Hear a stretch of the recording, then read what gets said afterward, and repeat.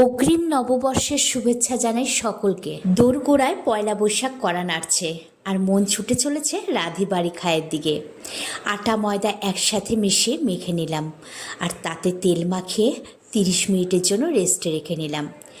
এদিকে capsicum, tomato, জিরের গুঁড়ো, ধনেপাতা সব কিছু দিয়ে কিছুটা পরিমাণ পনির হাত দিয়ে ভেঙে দিয়ে দিলাম আর পরিমাণ মতো নুন, হলুদ আর মিষ্টি দিয়ে কিছুক্ষণ নেড়ে নামিয়ে নিলাম। মেখে রাখা আটার থেকে লেচি কেটে গোল গোল করে রুটি বানিয়ে নিলাম আর তার মধ্যে বানিয়ে রাখা পনিরের পুরটা দিয়ে চারদিক থেকে ভাঁজ করে নিলাম চৌকো মতো। এবার বেলে ফ্রাইং প্যানে ভালো করে উল্টে পাল্টে ভেজে রিফাইন অয়েল দিয়ে ভেজে নিলাম। ঘি বা বাটার দিয়ে ভেজে নিলেও দুর্দান্ত টেস্ট আসবে। এভাবে একে একে ভেজে নামিয়ে নিলাম।